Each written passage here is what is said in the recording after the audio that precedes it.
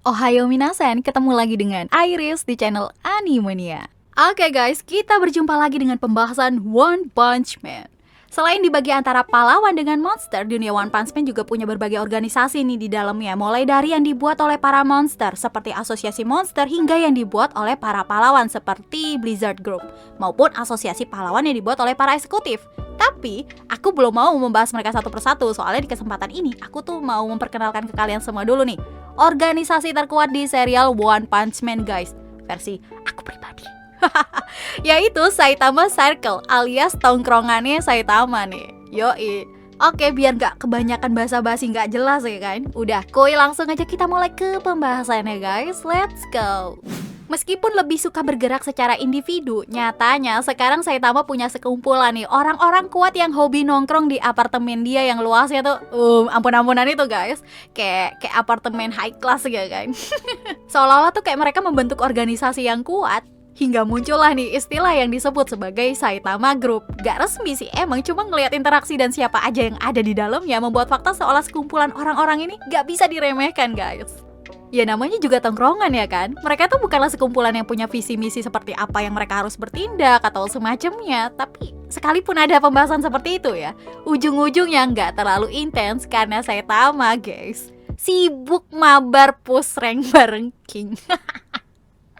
Anjir. Oke, sorry guys, gue toxic. Sorry, lu skip aja obrolan gue yang tadi. Ya, bisa dibilang istilah Saitama Group itu muncul karena kesalahpahaman Fubuki yang menganggap Saitama tuh telah mengumpulkan pahlawan yang menarik guys. Padahal setiap dari mereka itu punya alasan yang terbilang nyeleneh buat datang ke kosannya Saitama.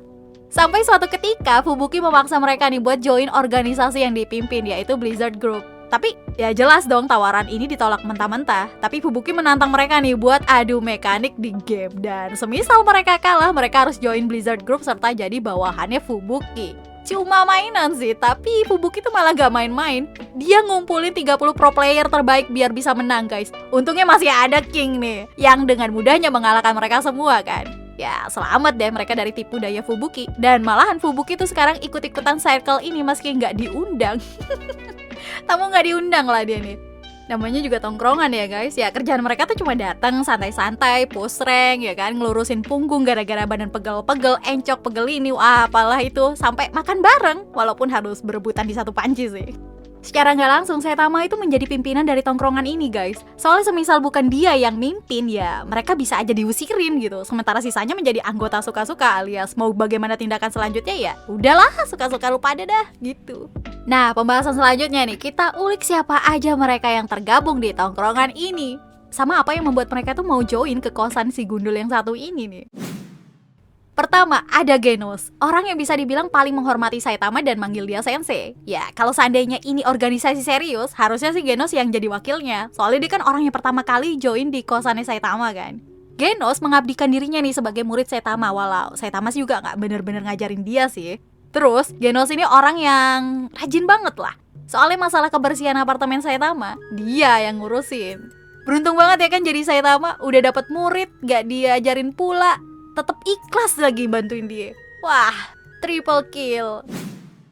Oke, kedua guys, ada King, manusia terkuat sekaligus terberuntung sedunia. Ya, dia tuh hobi ke rumah Saitama tuh cuma sekedar mabar. Awalnya dia seneng ke tempat Saitama tuh karena kedoknya ketahuan sih sama Saitama waktu berhadapan dengan monster G4. Nah, bukannya dilawan malah kabur ya kan. Saitama secara mengejutkan ikut King sampai ke apartemen yang malah lagi asik bermain game. Sampai akhirnya King mau jujur deh. Dari situ nih, King dan Saitama jadi makin akrab. Apalagi kalau udah bahas game ya kan. Saitama tuh yang kalahan suka ngajak tanding ulang, sama minjem beberapa game dari King. Ketiga orang yang join adalah Fubuki. Adik dari Tatsumaki ini bisa join karena bermula dari keinginannya guys untuk merekrut Saitama. Karena seperti yang kita tahu, Saitama itu kan pahlawan kelas B dan Fubuki hobi nih membuat pahlawan kelas B di bawah dia untuk menjadi anggota grup yang dia pimpin. Sampai-sampai Fubuki tuh mengajak Saitama secara langsung. Namun semuanya sia-sia. Karena Saitama tuh emang gak suka kan tergabung di kelompok ya kayak gitulah.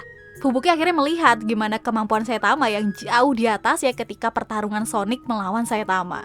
Tapi Fubuki gak nunjukin tanda-tanda menyerah sih. Soalnya dia sering datang dan malahan ikutan nongkrong juga ya kan. Next, anggota tongkrongan selanjutnya nih adalah Silver Fang yang lebih akrab disapa Bang. Awal mulanya dia bisa sering datang ke apartemen Saitama tuh setelah pertarungan dia tuh melawan Garo dan Elder.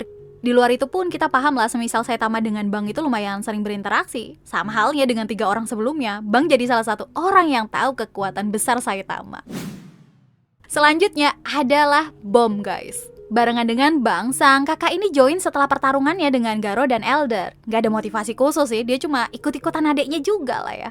Udah gitu ya kan, di kosannya Saitama bareng sama Bang, keduanya tuh cuma sering ngelurusin badan dulu, abis pegel-pegel ngelawan musuh. Jadi kayak tempat buat peregangan aja ya kan, buat santai gitu.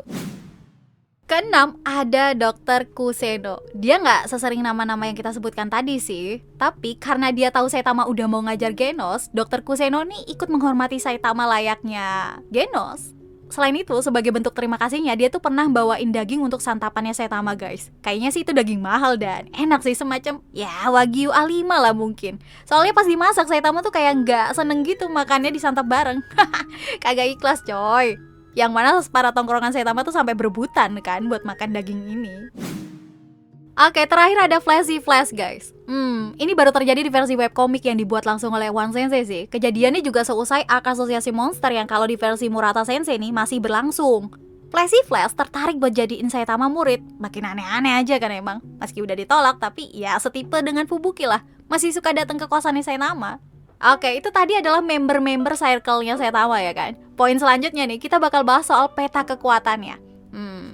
Semisal kita bandingkan dengan berbagai organisasi manapun buat dibandingkan sama Saitama Circle ini, ya mereka semua masih belum ada apa-apanya. Kekuatan terbesarnya jelas ada di Saitama. Itu udah jelas banget. Sekali gebuk, kelar boy kan. Tapi semisal kita nyingkirin Saitama duluan, mereka juga kuatnya bukan main deh kan. Ada 2 pahlawan kelas S yaitu Genos dan Bang. Flash kita kesampingkan dulu lah ya karena ada di versi Murata Sensei.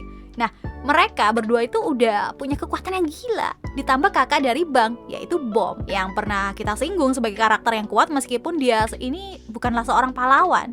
Terus ada Fubuki juga. Iya sih, dia itu emang belum sekuat kakaknya Tatsumaki, tapi Fubuki udah sempat ngebantu banyak pas di arc asosiasi monster beberapa chapter lalu guys. Seenggaknya untuk berhadapan monster level dragon tanpa Saitama sekalipun mereka masih bisa lah menghandlenya. Apalagi dengan adanya King. Ya nggak usah ribut-ribut, musuhnya juga udah takut duluan ya kan pastinya.